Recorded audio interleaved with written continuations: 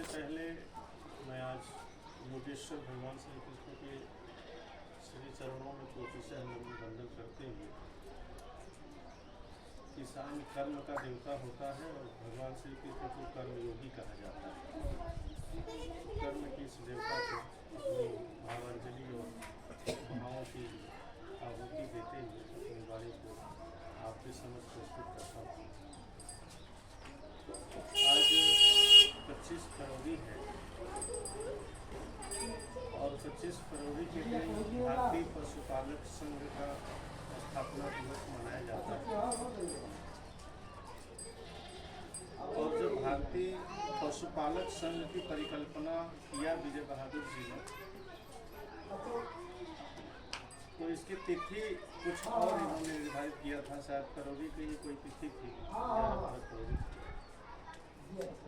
17 फरवरी, और उस तिथि को 17 फरवरी से 25 फरवरी पर शिफ्ट किया पूज्य बाबूजी राजर्षि राजेंद्र प्रसाद यादव जी। और उन्होंने एक सुझाव दिया कि भारतीय पशुपालक संघ की स्थापना अगर 17 फरवरी को स्थापित हो रही है, मनाने का भाव अगर है, तो इसको 25 फरवरी कर दिया जाए, क्योंकि उस दिन विजय बहादुर जी के पूज्य पिताजी की पुण्यतिथि पड़ती है। तो ये दोनों का जो समायोजन है भारतीय पशुपालक संघ का और इनके पूज्य पिताजी स्वर्गीय पूज्य कल्लू बुद्धरा जी का पुण्यतिथि, तो ये दोनों स्मृतियाँ अगर एक साथ चलती रहेंगी तो माता पिता को सर्वोपरि मानने की जो परिकल्पना हमारे संस्कृति में रही है भारत की, उसकी पूर्ति भी होती रहेगी साथ साथ। तो इस संस्कार से उन्होंने भारतीय पशुपालक संघ को पोषित किया और आज उनकी पुण्यतिथि भी है और भारतीय पशुपालक संघ का स्थापना दिवस समारोह भी है। तो ये तिथि आज की दो परिप्रेक्ष्य में बहुत महत्वपूर्ण है। तो मैं पूज्य बाबूजी कल्लू बुद्धरा जी को मैं कोटि कोटि वंदन करता हूँ, नमन करता हूँ उनके चरणों में। तीनों ने ऐसे लाल को जन्म दिया जिसका नाम ही विजय बहादुर है, विजय नंदन बहादुर।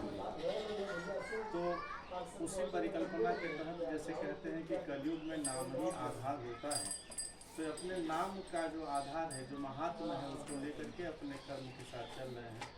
तो भारतीय पशुपालक संघ के राष्ट्रीय अध्यक्ष के रूप में हैं और मुझे कभी महसूस नहीं हुआ कि किसी को भी नहीं महसूस हुआ होगा कि ये भारतीय पशुपालक संघ के राष्ट्रीय अध्यक्ष हैं। मुझे लगता है कि किसी भी संगठन में जो सबसे छोटा पद होता होगा और वो जो कार्यशैली होती है छोटे पद के व्यक्ति की, उस तरह से अपने आचरण व्यवहार से करके अपने व्यक्तित्व को इन्होंने बड़ा ऊंचा कर लिया। तो इस वजह से मैं चाहता हूँ कि एक जोरदार तालियों से और आज पूज्य बाबूजी को भी स्मरण करता हूँ, क्योंकि कहीं न कहीं उनका महत्वपूर्ण योगदान है भारतीय पशुपालक संघ में। तो भारतीय पशुपालक संघ हम लोगों के लिए एक संगठन नहीं बल्कि आस्था का विषय हो जाता है। और सैदपुर विधानसभा की जब भी चर्चा होती है तो राजित और राजनाथ जैसे लगता है कि एक दूसरे के पूरक बन जाते हैं। इन दोनों लोगों के नाम में बहुत कम अंतर है और एक ही विधानसभा क्षेत्र है, एक ही राशि है और दोनों पूर्व विधायक हैं, दोनों दुनिया में नहीं है और दोनों का नाम रास है। तो जैसे लगता है कि एक दूसरे में कहीं न कहीं समाहित हो गए। दोनों लोगों का जीवन बड़ा सादगीपूर्ण रहा और दोनों लोगों ने समाज को बहुत कुछ देने की कोशिश किया और दिए, और उन्हीं स्मृतियों का आज हम लोग जीवित किए हुए हैं। तो आज पूज्य स्वर्गीय राजनाथ यादव जी, जिनके भांजे के रूप में पहचान होती है हमारे भाई डॉक्टर जयशंकर जय जी की, लेकिन और उन्हीं के दामाद के रूप में ओम प्रकाश जी दोनों लोग हैं।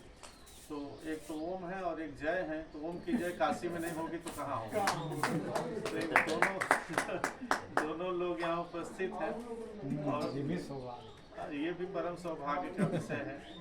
और डॉक्टर जयशंकर जय जी का जो व्यक्तित्व है, इतनी व्यक्तित्व में इनकी खूबियाँ हैं कि बहुत समाज का जो बहुसंख्यक वर्ग है वो कहीं न कहीं इनसे रिलेट कर लेता है, कोई न कोई विधा से जुड़ी जाते हैं। ये किसान कहिए तो किसान भी हैं, कवि कहिए तो कवि भी हैं, साहित्यकार भी हैं, समाजसेवी भी हैं, अध्यापक भी हैं और समाज सेवा के माध्यम से तमाम संगठनों से जुड़ करके अपने संगठन से पार जा कर के जिन लोगों के साथ जुड़ करके काम करते हैं, तो इनका जो योगदान है समाज में बड़ा महत्वपूर्ण योगदान है। तो कहीं न कहीं मैं भी इनसे अपनी तरह से रिलेट करता हूँ और जो हमारे समाज के धरोहर रहे उनकी स्मृतियों को संजोने के लिए लेखन का भी योगदान देते हैं, वो भी दान देते हैं। कई सारी किताबें आपने लिखी हैं और बड़ी खुशी की बात यह है आपको बताते हुए आज के इस मौके पर कि कुछ दिन पहले डॉक्टर जयशंकर जी आए हमारे पास, घर पर मुलाकात हुई और स्वतः फ़ोन करके आए मिलने के लिए।